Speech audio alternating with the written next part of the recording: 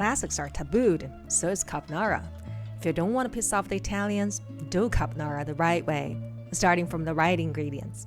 Traditionally, they include guanciale, pecorino romano, 1 large egg, durum wheat spaghetti, and black pepper.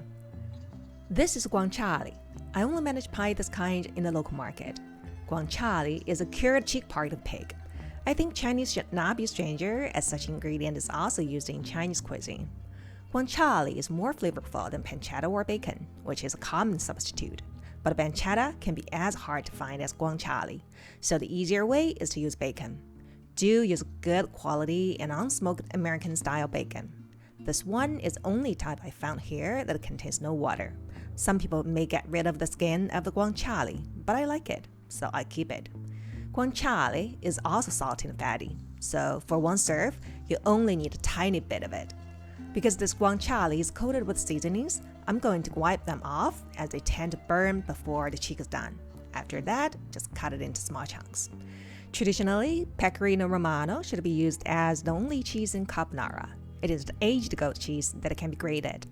This is also the only type I found in the market. Its taste is similar to Parmesan, a little sharper, but not as sharp as I thought. If you're careless about being authentically authentic, replace it with the Parmesan or use a combination of both to mild the flavor. Use the fine side grater to grate it. First things first, boil pot water, add half the salt than usually suggested, dump in the pasta, slowly swirl till the spaghetti goes under the water.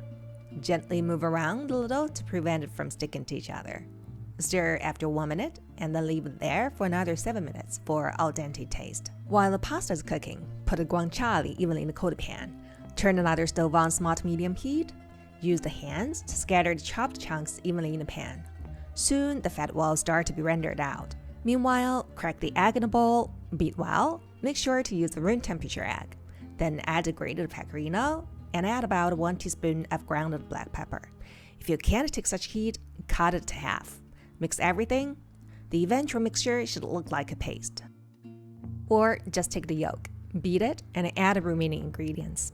It'll be quite thick, so add a couple of tablespoons of pasta water till it reaches the same consistency as the previous version. Swirl the pan to evenly render the fat. When the bottom side of guanciale turns pale golden, turn it upside down and keep rendering. This side will be done very fast, so keep an eye. It doesn't have to be as crispy as bacon. When it also becomes golden, it's done. There's the right amount of fat released in the pan, so I'll use all of it, but feel free to discard some of it if there's too much. Turn the heat off and cool it for a minute or two, then add the spaghetti directly from the pot. Shake to mix. If the spaghetti is a little dry, add several tablespoons of pasta water and shake again. The emulsion has already taken place. See? The sauce is already getting creamy. If you feel the pan is still overly hot, remove from the stove. Then add the egg and cheese mixture. Shake vigorously to help the second emulsion take place. I usually want my carbonara to be dry creamy, but sometimes I want some extra creamy sauce that can be drizzled on the top, like this. Give it a final stir and it can be plated. Remember the creamy sauce? Drizzle all over. That's why you don't need cream to achieve creaminess. Sprinkle the guanciale on top. Add more black pepper if you like more heat. No wonder some would add a cream to the dish because it does have a creamy look and taste. Only you don't need a cream to achieve this. Buon appetito!